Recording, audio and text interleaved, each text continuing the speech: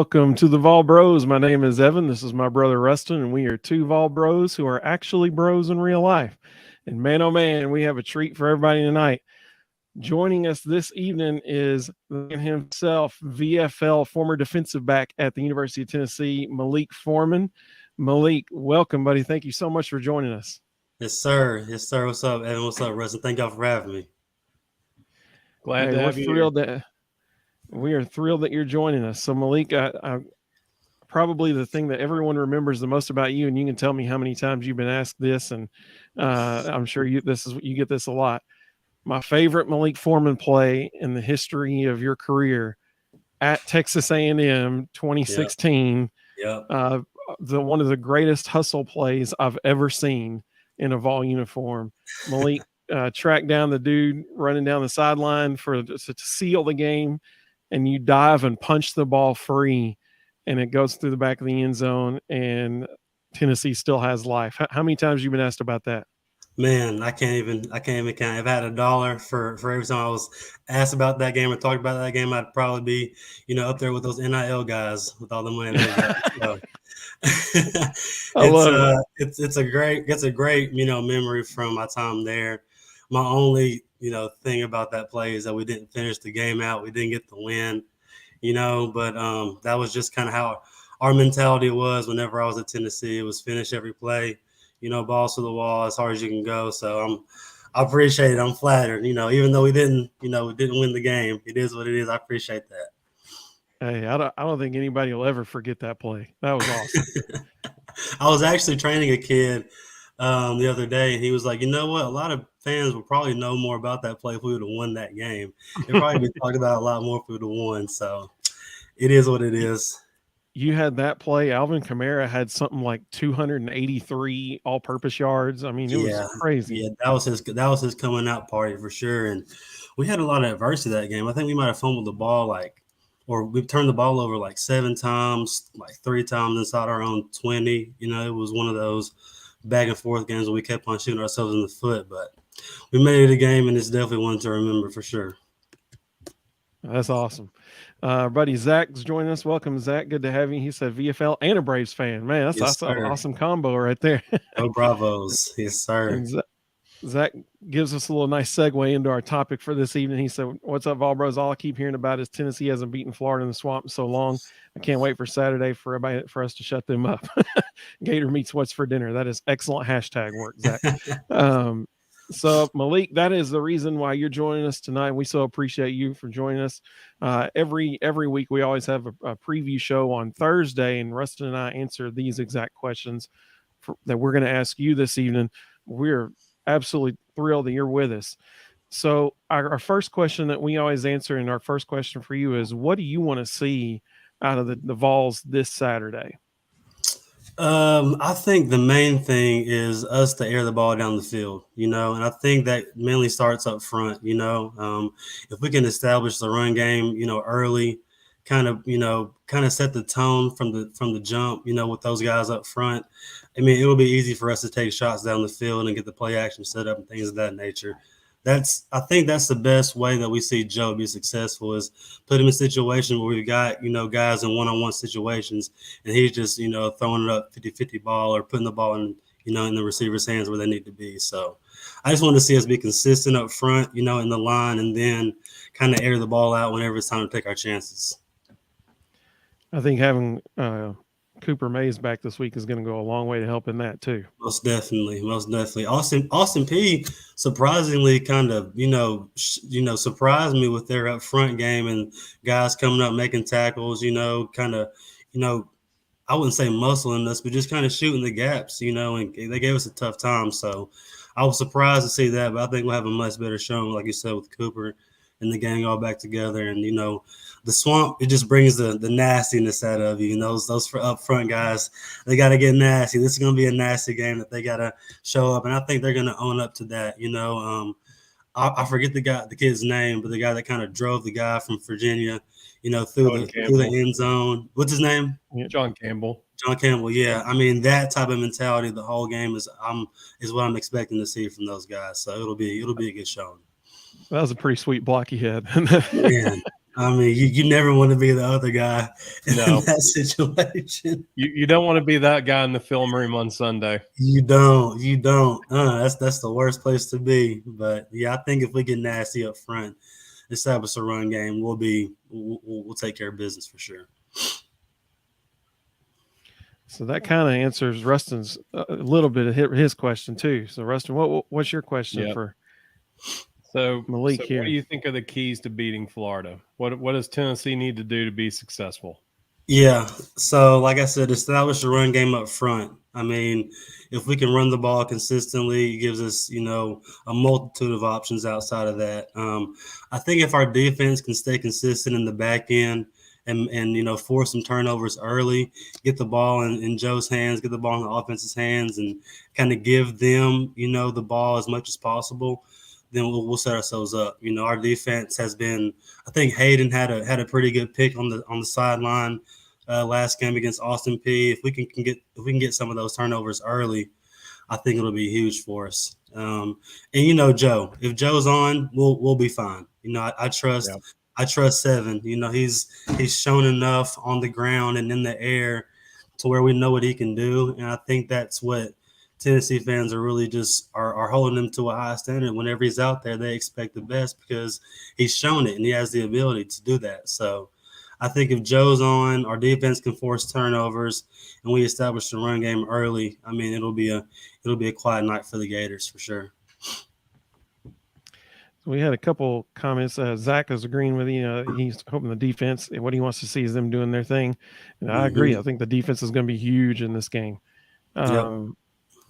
Let's see. Elijah said, I'm just looking forward to coach open up the playbook a little bit and send the ball 65 yards in the air. So I'm curious, Malik, based on that question right there, actually, I think that it opens up another interesting question. It's the week before Florida. Florida has played Virginia and Austin Peay and shown nothing on film. Well, what are you watching all week? Say it again. What was the last part of that question? What are you watching all week? If you know that the team you're facing hasn't shown anything at all on film, and you haven't really gotten a good look at what they actually do, what film study are you doing? I mean, Josh has a great scheme. You can look at last year's performance and it'll tell.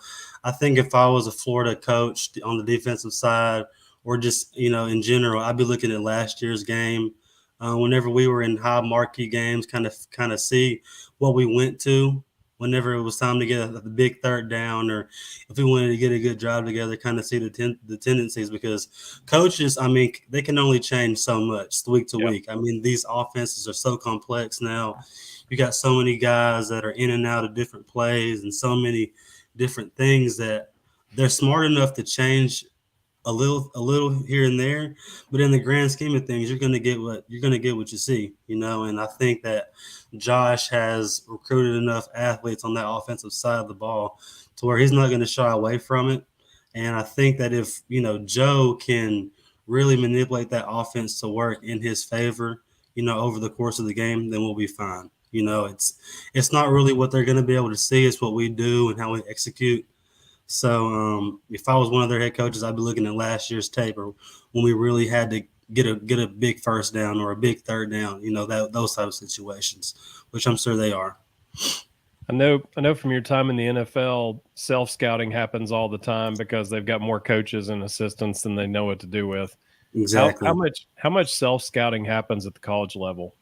I mean, they treat it just like the professionals. I mean, you have to self-scout. You have to make sure that you're fine-tuning your process every week, and then on the opposite side, you have to make sure that you're fine-tuning your game plan to kind of fit who you're going to see. So tons of work on their side, but also just self-critiquing yourself and putting yourself in a position to where you can win and be successful. I mean, that's part of, film study, and, any successful team is going to be doing that for sure. I feel like Josh Heupel does a really good job of self-scouting his tendencies. I feel like he's constantly showing something, knowing in the back of his mind, okay, I don't care if this play goes for 3 yards. This is for Florida because the counter is going to go for 20. I feel like he's constantly thinking about that. And if you're fine tuning your process and you know when to call, certain plays or how to, structure certain drives, then that's just a kudos to, I guess the genius that goes behind the offense and what you're really trying to do. There's always something that you're trying to get out of every offensive game plan. And Josh, as you saw last year, was able to go week to week and be successful because he wasn't changing up a lot. He knew who he was playing, and he stuck to what he knew. Yeah. And those are the things that it takes to be successful. And like you said, when you self-scout and you know where your weaknesses are and where your strengths are, then you're ultimately going to be successful no matter what. So we got a nice little prediction come in. I'm going to jump the gun a little bit on a question here in a minute, but a couple people commented, God, Guns, and Ammo. That's a new name I hadn't seen before. Welcome. Glad you're with us. Never seen that one before. They said, what's up, fellas? Go Vols. I agree. Go Vols. Zach. So Malik, you will find out that Zach is the ultimate hype man. Like Josh Heupel needs Zach to come give the pregame speech one game, and he will have them running through a brick wall. Like he gets me pumped up every time we have a show. I love it. He said, if we show up, we win. That's the only play Florida will win if Tennessee stays in Knoxville. I wish that were the case. I really do. But I think it might be a little bit tougher than that in Gainesville. Look, it's gonna be hot. Those fans are gonna be on 10,000. Wanting to see their guys do well and to take us down. We took them down in our place. Too. Night game. There's just so much that goes into it now. Playoff implications.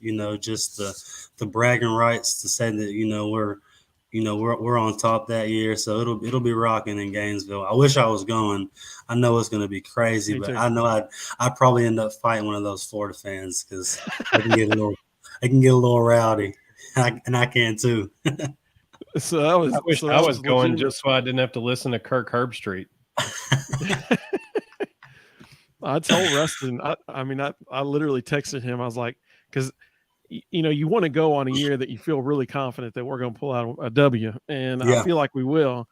And so I was thinking, that probably the price for this year is going to be a little bit better than normal. I was like, man, I really do want to go down there, but the game's not going to end till almost midnight. Yeah, all those Florida fans are going to be a little inebriated little bit. And I was in there thinking, like, if we win, and I'm walking to my car after the game, surrounded by intoxicated Florida fans, that may not be a good recipe for my physical safety. So I was like, I may have to pass on this. Smart choice for sure. So let's see. So here's a question that we will use to lead into our next question for you, Malik. Oreo Puppy Dog. I've never seen that name either, so I'm glad you're with us too. Well, we got new people. We got people coming out the woodwork for you, Malik, and this is great, man. They're coming to see you.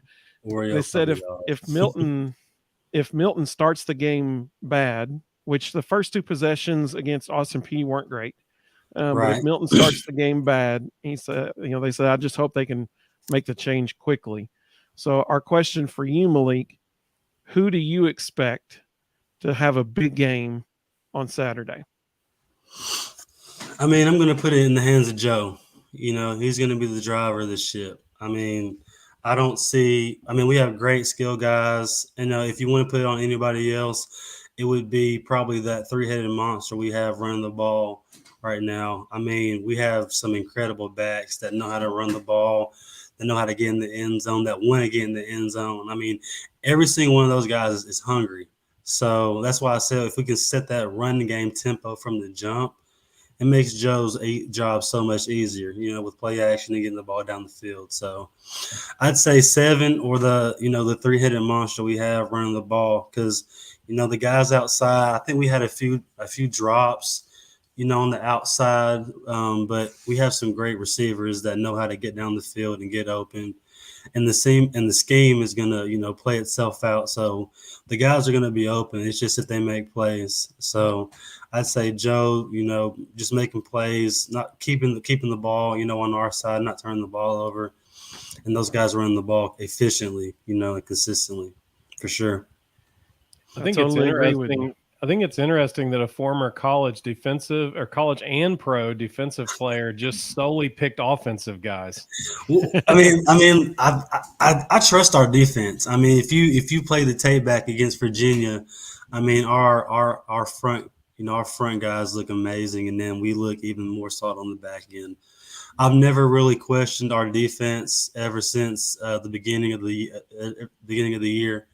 I know last year we had given up some big plays, which happens. I mean, you're in college football with all of the widespread offenses and all these gurus that are popping out the woodwork. I mean, it's hard to play defensive back. It's hard to play defense in this day and age, whether you're in the pros or in college. So if you can weather the storm, then you'll be fine. And I don't think that Florida has shown enough on offense to give me a scare. I really don't. I really think that if our offense can set the tone from the jump, it gives our defense so much fuel, and that's why I think that it all plays hand in hand.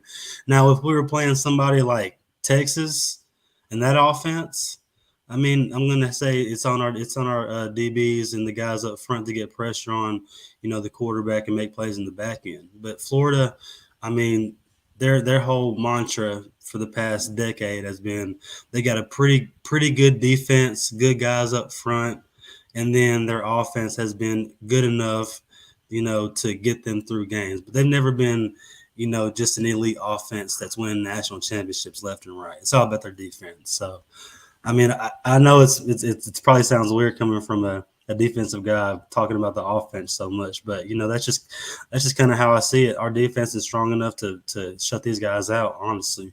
And if our offense can put points on the board, we'll be fine.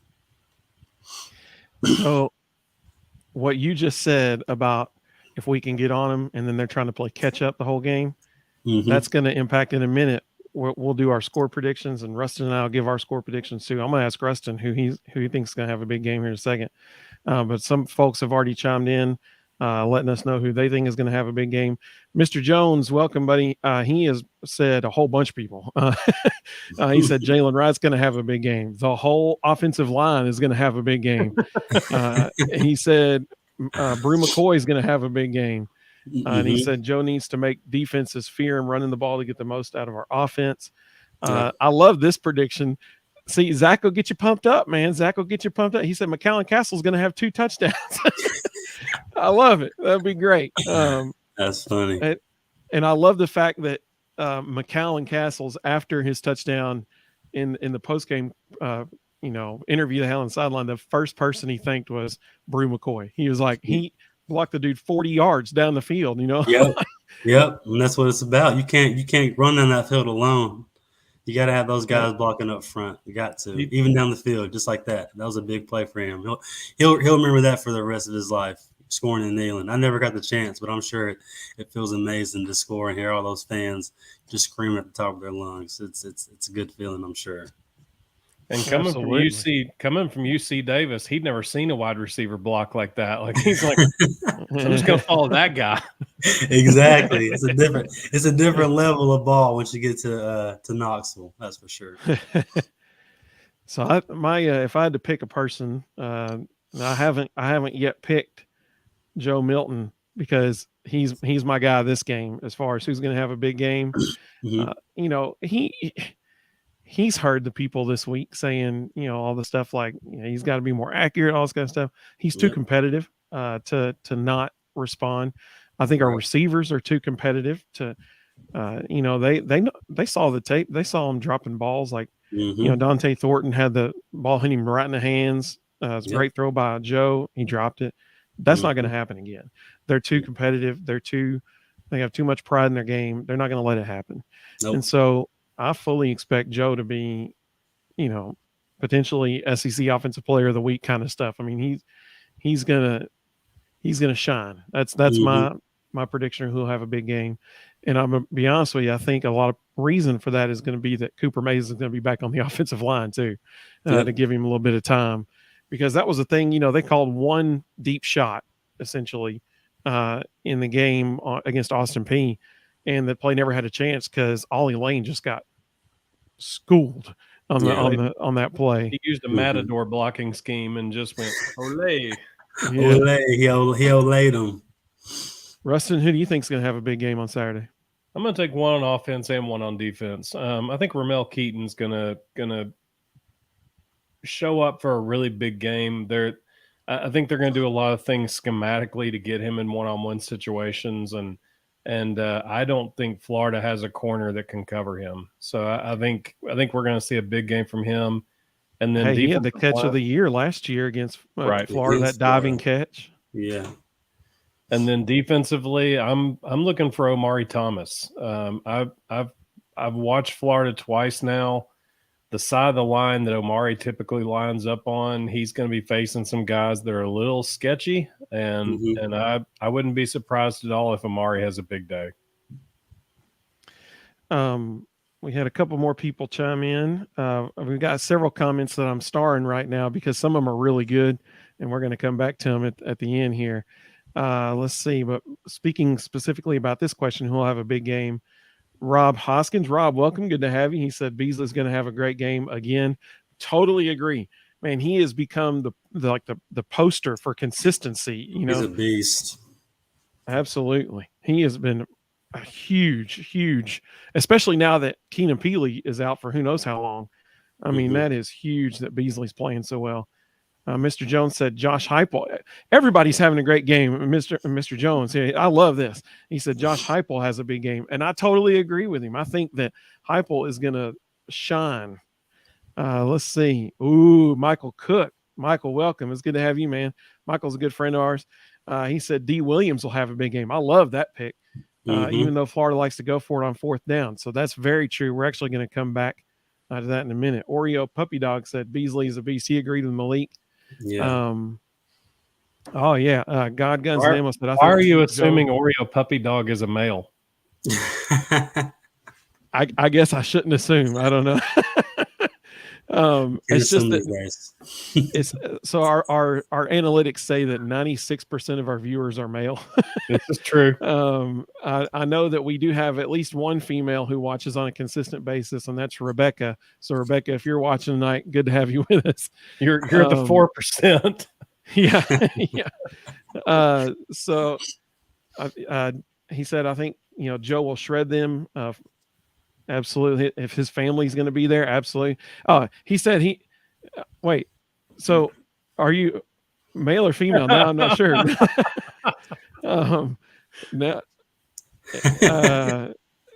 Okay, so now we'll wait to find out for sure. Big Vol Daddy, welcome, Big Vol Daddy. This is Malik Foreman we got with us tonight. Yes, former Vol defensive back, VFL Malik Foreman. So we're super pumped that Malik is with us. Let's see. Also, he said a male. All right, good to know, Oreo Puppy Dog. Now it's 97-3. Yeah. So let's see. Heath. He said Hope Jackson Ross has a good game. That's a nice pick. All right. So the players keep talking about how amazing he is in practice. So I have to think he's getting his legs under him. He's never played in a college game. Yep. And I think we may see something big from him. But does it not freak you all out when he kicks with both legs? Yeah, that's weird. You never know which direction he's going to punt, and you never know which foot he's going to use. There's this moment when he starts going the opposite direction as the previous punt where I'm like, oh, Lord, what's he doing? I just can't get used to it. But he seems to punt it better left-footed than he does right-footed. Yeah. He's doing a lot better left-footed. I've definitely picked up on that for sure. He needs to keep going with his left foot. I agree. Totally. Zach, let's see. Danico Slaughter will have a big game. I like that, Zach. That's a good pick. I'm sure Malik likes that defensive back there. That means Ricky Pearsall is not. That's a good point. That's a great point. All right. So our let's see. The cheerleaders doing push-ups will have a big game. Hopefully they do all the push-ups. Hopefully their arms are gassed by the end of the day. That means we did some scoring. Absolutely. So that's a perfect segue into our question for you here that we'll give our predictions too. But Malik, what's your score prediction for Saturday? Oh yeah, score prediction. If I had to, I mean, I can definitely see us putting up, in the 30s as far as points wise if we're playing consistent. I'll say we're gonna probably kick a field goal. I'll say 38. I'll say 38-24. 38-24.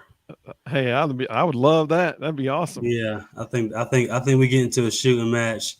It might start off a little slow early, but I think that there's going to be guys out there that are going to try to make some big plays, and they're not going to be scared to stretch the ball down the field on both sides of the ball. So I can definitely see us getting into a shooting match, kind of like Colorado did with TCU. But Yeah. we'll ultimately, come on top. I can definitely see that happen, especially with all the hype, it being a night game.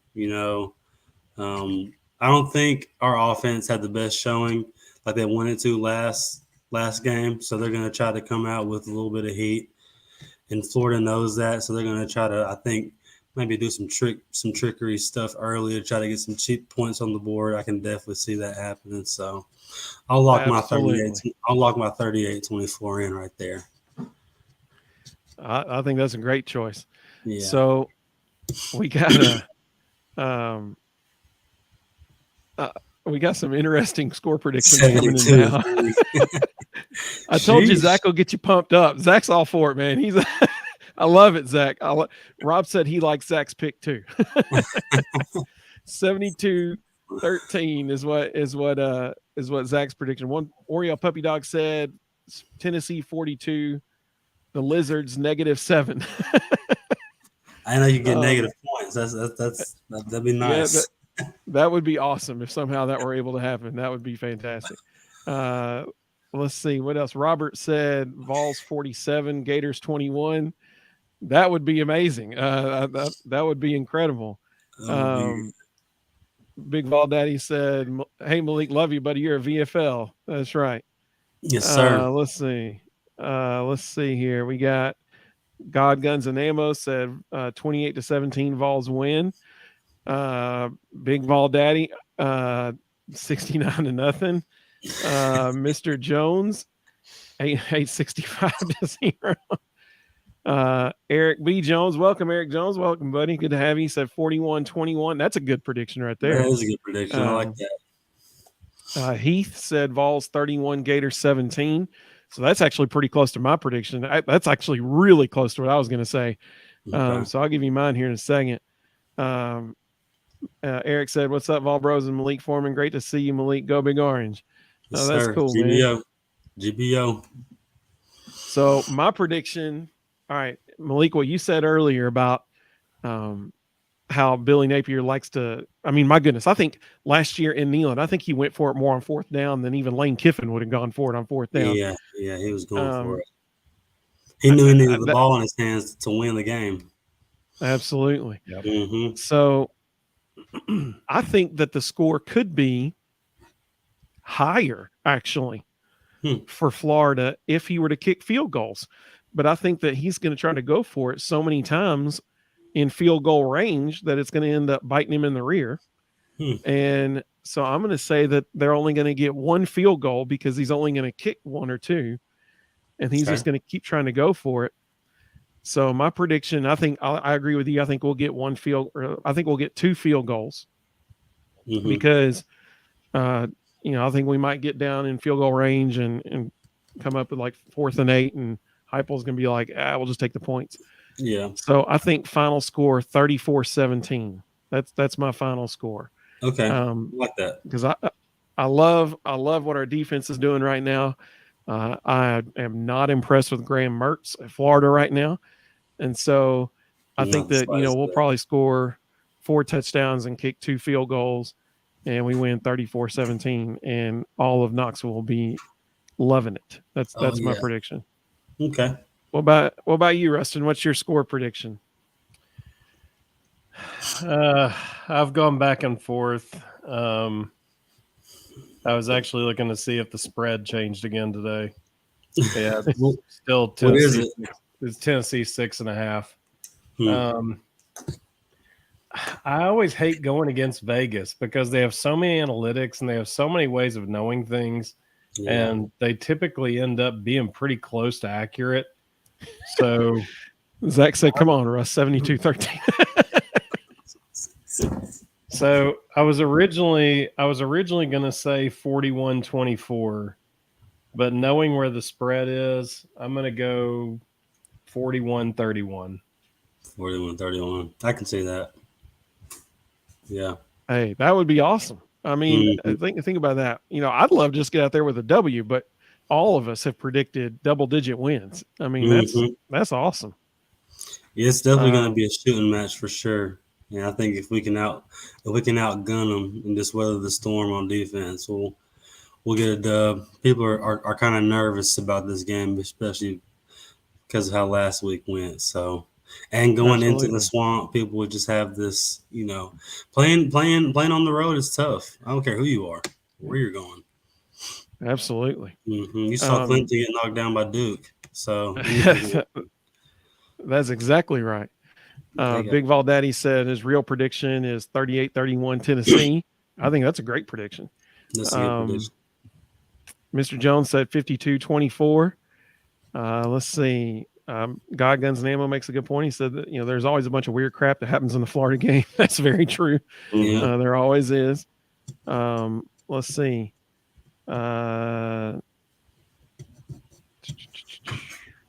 Elijah Moore said 38-21. That's a great prediction. What was Malik's score? Malik predicted 38-21 or 38-24. 38-24. And I don't know who Devin Ricker is. Do you know who Devin Ricker is, Malik? I think I went to high school with Devin, actually. Yeah. I think That's I do remember Devin. Yep. Rob said UT only lost 13 points each game by our opponents this year. Oh my goodness, that would be wow. If we hold Texas A&M and Alabama and Georgia to 13 points, then Tim Banks will replace Dabo Sweeney. Playing Colorado in the national championship. Yeah. There you go. If they can escape with that win against USC and somehow, go undefeated into the rest of the season, they're going to coast into the playoff, and Shador will have a absolutely. Mr. Jones said we're going to end up calling this game the Stomp in the Swamp. I like it. That's what I'm talking about. Well, Malik, Rustin, I intentionally I saved this question for him. I'll let him get to be the one that asks this because this is really what everybody's really wanting to hear from you, probably. Rustin has the funnest question of the night for you.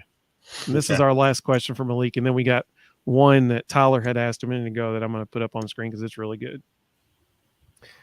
So, Malik, one thing you don't know about me is I used to work in Knoxville and was very closely connected to a lot of Coach Jones's coaching staff and heard some things.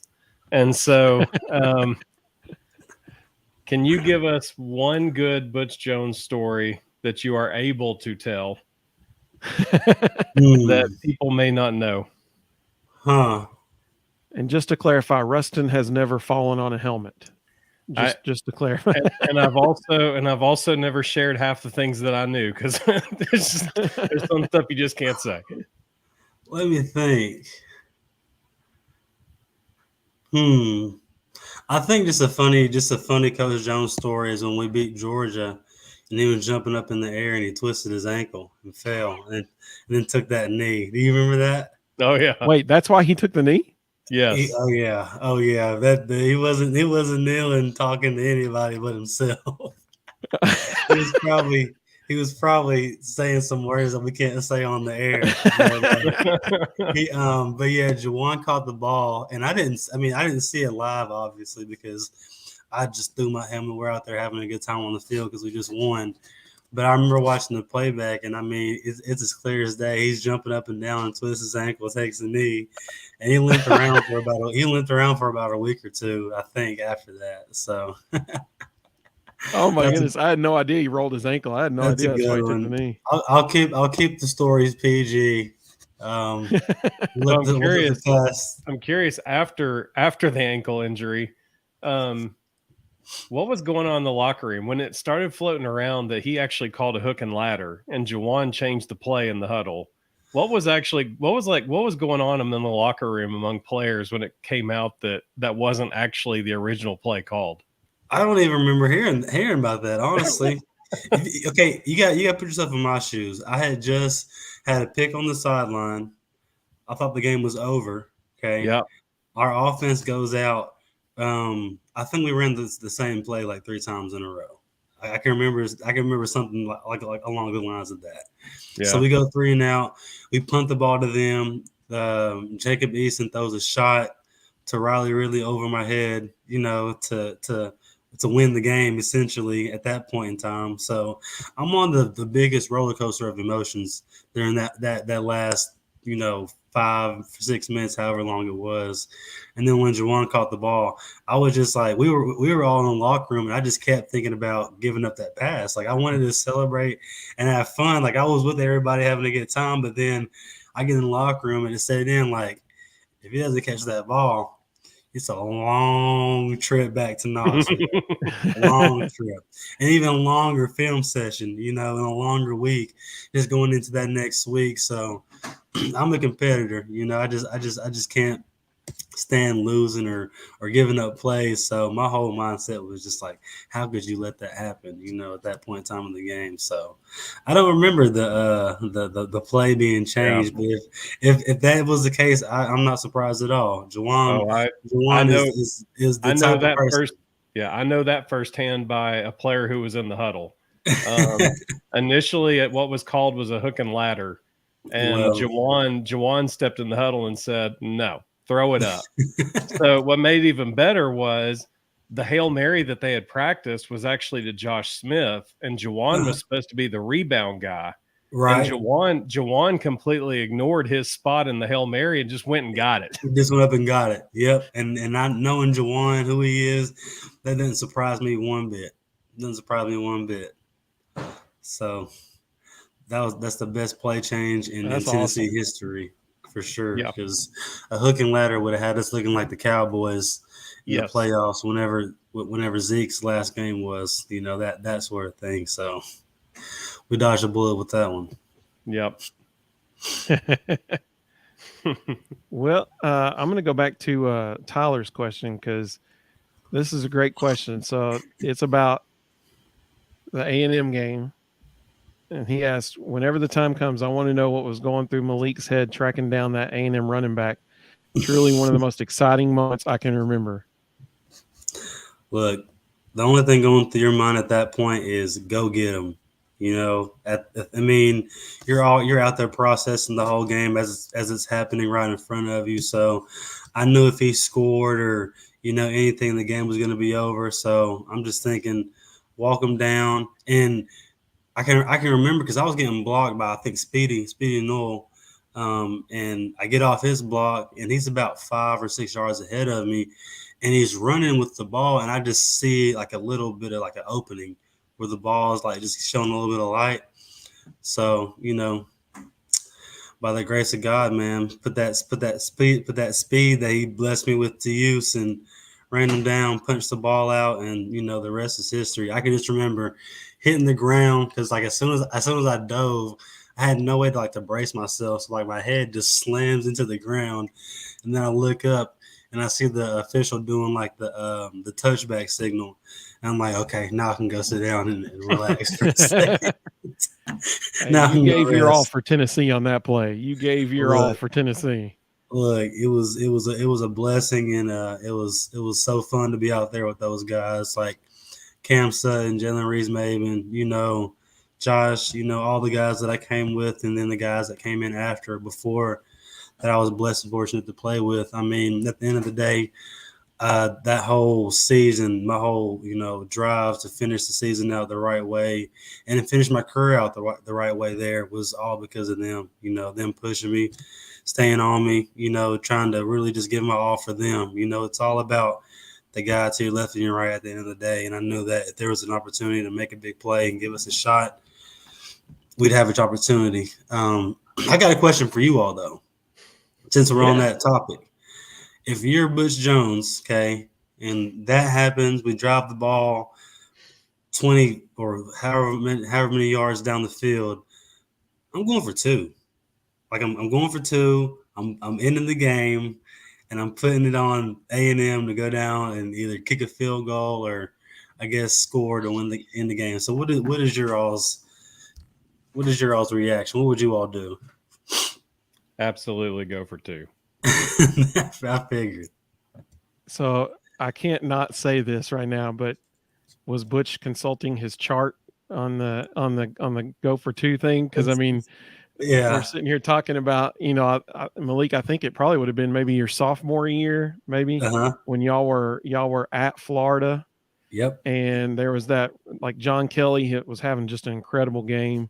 And there was that moment where I can't even remember the situation now. The score is in the 4th quarter, and everybody in the stadium, everybody at home was sitting there thinking, go for 2, like go for 2 right now. And he went for 1, and it stayed a 4-point game, I think it was. Yes. So yeah, I definitely would have gone for 2 in that situation. I think that it all goes back to, like, if you're a player or a guy that's been out there and has a feel for the game and momentum shifts and how the other team is doing and how your team is doing, those are those plays that make you legendary. I mean, those are those calls that make you legendary. And you can't be legendary coaching off a card. It's just not going to happen. Bill Belichick has not coached, and Nick Saban hasn't coached for however long he's coached, because they're coaching off a card. I mean, it's all about a feel for the game and knowing who you have on your sideline. I mean, we had so many weapons. We had so many weapons that I think went, just underutilized, underdeveloped while we were there. Whose fault is it? Who knows? But you said it yourself. You can't coach off a card. It's got to be a feel thing. You got to know the game and coach the game for what it is. We talked about this about probably a month and a half ago. When you look at the rosters that were there while you were playing, I mean, what does it feel like to be turning on Sunday NFL Red Zone and just seeing all your teammates tearing it up? Juwan, Josh started, this past week. Cam and Reese Maben have obviously made, household names for themselves in their respective rights. I think we still have some other guys out there. Derek Barnett went out there his first year and got a Super Bowl ring. It's just like the talent was Alvin. I mean, Alvin is the poster child for, what could have been at Tennessee, because he goes from being a guy that was underutilized all of his last year to Rookie of the Year in the National Football League. And I mean, it is what it is. And you mentioned John Kelly. I mean, that guy as well. Yeah. You can't get rid of that guy. Like, he just keeps finding ways to make rosters, and then he makes plays when he gets his chance. I mean, that guy's going to play forever. That guy runs the ball harder than I've ever seen the ball ran. I mean, and to be as, like, I guess, as compact as he's almost like a Cam Akers in a way, a little bit bigger than Cam. But, I mean, just has that mentality. He's going to run through your face. He doesn't care who you are, and that's why you stay on teams, And a guy like Cam Sutton, who's just made a name for himself, just being consistent, being in the right place at the right time. And like you said, you can't get rid of him. There's things that some guys have that come into the league that you just can't get rid of. And I think that we had a lot of talent, and a lot of guys are starting to really make their money, when it's time to be made now. Yeah. If NIL was in effect when we were there, I'm sure those guys would have made a lot of money at Tennessee, But I mean, it's awesome to see those guys performing well and doing their thing on Sundays. I mean, that's what it's all about, Even Josh Dobbs, I mean, he's not the stereotypical NFL quarterback, but it's that same consistency. He just keeps showing up and doing what he's supposed to do. And, the NFL appreciates guys like that. And when you fly in and learn a playbook and can pick up on things so fast like he can, I mean, you can put him in any situation, in any roster, any offense in the country, and you can do well just because he knows the game. And I think it was against Northwestern, in the Outback Bowl. We had a play where the snap went over his head. He fumbled it, picked it up, ran on the sideline, tiptoed in, reached the ball out, and broke the pylon. I was like, that's the best play I've ever seen in my life. I was on the sideline watching it, and like nobody was like, I mean, they were obviously like happy because we scored and everybody, all the energy, but I was like, did I not realize what he just did? Like that instinct to just do that. Yeah. I mean, these are college players out here. This ain't a high school game. like he's doing this, against actual guys, that play football for, a living, per se. So it was, plays like that. Cam obviously made some great plays while he was there. We had a lot of playmakers, that are continuing to make plays. And like you said, those guys find a way to stay on teams and they're making their money for sure. So it's a blessing. I was fortunate to be able to play with those guys. It was an amazing time there at Tennessee. I'm glad I stayed. You all provided a lot of Tennessee fans with a lot of great memories, and we appreciate it. When you asked your question about going for 2, Big Vol Daddy said he'd go for 2, no question. Ricky, welcome, Ricky. Ricky said, well, have you seen the chart? Speaking about those guys you played with, Big Vol Daddy said Juwan was a baller, still is. Carl's excited to see you. Carl, welcome, buddy. Glad you're with us. Glad you got to join us here. Let's see. This is a cool question. I like this question from Zach. Zach wants to know what your personal favorite uniform combination was while you were at Tennessee. When I was at Tennessee, that's a cool question. Yeah, I like the smoky grays. That was the only real alternate that we had while I was there. Outside of that, I'd say like going on the road and putting that all white on was just a different type of feeling. I like playing on the road. One, because I could hear, because when you're in Neyland, they're trying to make as much noise as possible, so we're able to communicate and do all that thing. But I think we had a pretty good all white uniform. My favorite, just in terms of all the uniforms we've had, is those neon orange and black unis we pulled out against Kentucky. I hope we bring those back this year at some point in time. Those are too dope. There were some mixed emotions about those ones we did against A&T. I mean, not A&T, but Austin P with the orange, the ones we just wore. I don't know. I kind of like those over the big grays that we had. I don't know. It just had a different, had like an old school look to them. And I think that's what you do. Either an alternate should be like old school, but kind of vintage, or just as futuristic as possible, like the all black with the neon orange. That was a dope combo. Yeah, I agree with you. Those dark mode uniforms are pretty sweet. Those are pretty sweet. Awesome. Those are awesome. And Tyler was answering your question as well. He said in that game especially, you go for 2. We had lots of 7 or 8 players with injury. Yep. And it took all we had to come back from 14 down in like 3 minutes. I remember when A&M missed the field goal with like, I don't know, it was like less than 2 minutes left. They missed a field goal. Yeah. And I was jumping up and down in my living room going, we still got a chance. We still got a chance. Yeah. I vividly remember that. Yeah. Let's see. People are talking about the Titans in the comments. As soon as we bring up former players, somehow Will Levis is going to come up. Like it's just a foregone conclusion. Oh, Carl made a good point. Trey Smith, speaking of NFL balls, you got to play with. He's about to get paid. Yeah, his contract's up at the end of the year. He's got to. Oh, this is a cool comment. This is cool. So Carl said that Northwestern game you were talking about. He said he was there, and when he walked in, he said, I entered on the Northwestern side and told everybody, I apologize in advance for what's about to happen. That is awesome. Whenever we go into ball games and play those Big Ten teams, everybody knows what's up. It's about to be a good old-fashioned whooping. That's just kind of how it goes. That's cool. And Carl agreed with you. He said the Stormtroopers are his favorite uniform combo as well. The all-white, you can't beat it.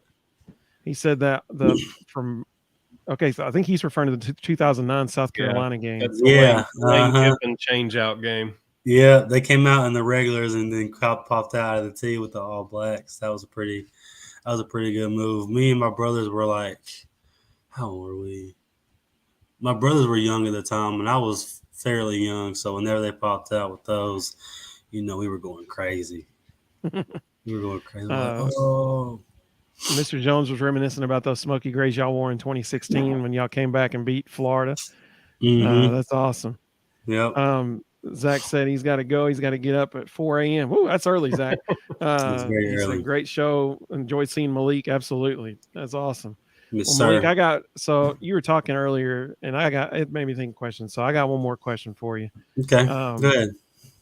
And Rob said he agrees on the all black on Halloween. He said, but this year we'll be on the road at Kentucky. So here's my question. Because this, especially, you're born in Tennessee. Russ and I are both born in Tennessee. So it's like you got to live out a dream for every kid born in Tennessee getting to run through the Power T on the Neyland, in Neyland Stadium. Yeah. So my question for you is, if you could just try, I know it's probably impossible to put it into words, but if you could try, what does it feel like? What is that moment like when you see the T open up and you run through it in the Neyland Stadium? My first time running through the T, I can remember kind of like getting lost in it a little bit, like halfway through, and then kind of snapping into reality. But I mean, for me, like my mom went to Tennessee, graduated from there. So I had been to games, for years, and I was there when I think it was Eric Gordon ran the pick six back against Vanderbilt, and the place was going absolutely nuts. And I can remember like being in that moment, being like, I gotta have a piece of this, like I've got to be out there on the field while this is going on. And then I just say it's just, the energy in that stadium is something that you'll never ever get outside of those 4 years. I mean, the amount of people that are in there screaming, the energy, the hype around whoever you're playing, it's just, you kind of feel it's like a special feeling to kind of run through there and know that you're about to suit up and go out there and play and put it out there on the line. And I mean, I've been playing football since I was 5. So like the love of the game has always been in me. So it was just a very like overwhelming, but just blessed feeling, like a feeling of like, you kind of made it, but you didn't, but you did at the same time. You know what I'm saying? Like, it's just almost like kind of you're running through a video game, and it's just all the energy and the noise and the crowd. It's just a feeling that you can't really explain, but it's just an awesome experience. You kind of feel it all for sure. That's awesome. That is awesome. Yeah. So I had go ahead. I was going to say, I totally agree with Oreo Puppy Dog. He said, awesome. Malik came on tonight. Totally agree. This has been a treat for us, man. Yep. Hey, I appreciate you all having me. It's always good to get on here and talk ball with some like-minded individuals from the Orange State. Those that really care about Tennessee, and having the connection with with the Hughes family is amazing too. So I appreciate you all having me on. It's been a blast. Rustin, were you going to ask something there? Well, I just had a random question. Just listening to you talk about Speedy Knoll made me think of it. When you think about your 4 years at Tennessee, who was the best receiver you ever faced? I get that question a lot too. We didn't really get any. I didn't get any targets my way whenever I guarded them, but I can remember Calvin Ridley being one of those. That means guys. You were guarding him really well. Yeah, that or Derek Barnett was breathing down the quarterback's neck. I think he had a great career at Tennessee. Helped us out in the back end for sure. What made Calvin Ridley different? What made him stand out to you? I mean, you got those typical prototype receivers at Bama that come through every year, guys that can run routes, run by you, do pretty much everything down the field. So I think this the combination of route running and speed and the quickness, like he's up there. I mean, with the Amari Coopers of the world, the what's his name? The guy for I can't think of his name. Devontae Waddle. Yeah, Jalen Waddle. Jalen Waddle, yeah. guys that can just pretty much run by you, but also to have the route running to kind of get open. You've got to either pick and choose whether you want to give up a 12 to 15-yard curl or a 40-yard bomb for a touchdown. They put you in those predicaments, and I think at the time, like, they had Jalen Waddle there, Henry Ruggs, Yeah. Jerry Calvin Jeudy. Ridley, Jerry Jeudy. I mean, when you roll out with the arsenal like that, Right. you could put anybody at quarterback and be successful. Yep. Honestly, I mean, that's just a lot of firepower. So, Mr. Jones said guys like that are coming to Tennessee now. yeah, The receivers like that. No, exactly. We're getting those guys now, and I think whenever Amari Cooper came into Tennessee and lit us up, that was when I had my oh yeah, these guys are different. Are a whole lot different than what you see on a week-to-week basis. I mean, it's just a different level, when it comes to some of these cats that are, in the SEC. And I mean, we had guys like that too. I mean, I feel like if we would have really utilized AK the way that we should have, I mean, he would have, done stupid numbers. Even guys like Preston Williams had a real good chance to do that as well. And even guys like Josh Malone. I mean, if you put Josh Malone and Dobbs in that Heupel system, I mean, Josh is running by guys, with no problem, and he has the route running ability to kind of get open whenever he wants to. So we've had the talent there in the past. We're going to continue to get the talent there. It's just, it's just a week-to-week season and a year-to-year whenever it comes to recruiting and getting those guys in, Especially now with the portal and NIL, it's NIL, it's really year to year. And it's so like critical to have a good year every year now. I mean, it's like you want to make sure, number one, you're teaching these kids financial responsibility, obviously. But man, if these kids are good enough to play and bring some serious hardware to Knoxville, pay them whatever they want to. Pay them. Sure. Get them here. As long as they're going to score and produce and be professionals about it, man, I'm with all of that because I think especially when Danny White comes out and says his goal for year 5 was to raise $200 million, and they did it in year 2. Yeah, I mean, clearly there's no lack of money. There's no lack, and I mean, you just saw that big baseball stadium renovation that we're going to do for our baseball team. Tennessee's never not had money. Yeah, it's about how we utilize it, and I mean, we're on the up and up. Bama's kind of had their hold on things for a while now, and they still will. They're not going anywhere. Georgia's not going anywhere. Texas is surprisingly crazy good this year with Ewers back and the weapon that he has outside, and those guys coming to the SEC. I mean, you got your Texases of the world, your Tennessees, your Georgias, your Alabamas. I mean, Ohio State's going to be Ohio State. Michigan's going to be Michigan. There's going to be a lot of battles in the recruiting world, and just like you said, the portal that we're going to have to win over the next 5 to 10 years for us to really compete at a high level. It's just part of it. So I promised Malik that we wouldn't keep him more than an hour. So didn't even feel like an hour, man. We just been talking ball the whole time. I know, isn't it fun? This is so much fun, isn't it? I love it. Yeah, man. Well, but I saw this question from Carl, and I was like, well, that's actually a really good question. So I had to ask it. How was the Vol Walk as a player? It was whenever it was hot outside, it was hot being in those suits. But it's just cool to see the fans. I mean, I've been going to Tennessee games my whole life. So the whole tailgate, running up to the little rope area, seeing the guys get off the bus, to actually be the guy getting off the bus, walking to the locker room, getting ready.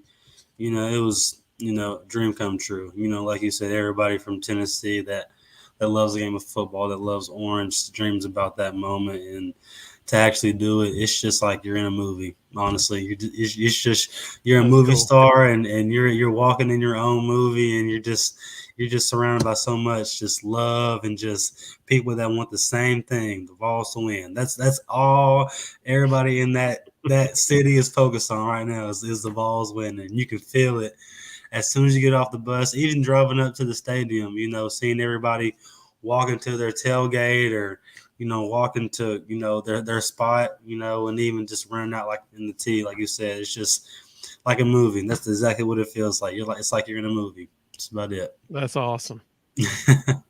Well, Malik, we got a little surprise for you here that we give everybody who comes on our show. We send everybody a little gift. Okay. And we are going to send you a shirt that has this design on it. Nice. You are an honorary bro now. Nice. So honorary bro. I know that playing, in Neyland is a big deal, but I mean, now you're an honorary bro with the Vol Bros. So, it doesn't get much bigger than that. I'm just saying. It doesn't. It's right up there with playing in the Canadian Football League. Hey man, I'm honored to be on the show. I'm honored. I appreciate the gift. Whenever it gets to here, I'll sport it proudly. It's blessed to be an honorary bro. It's your bros. I appreciate that very much. When we sign off here, stay with us, and I'll get your shirt size and where to send it after we end the live stream. But okay, sounds good. Thursday night, we're going live with one of your former teammates. Okay, yep, that's right.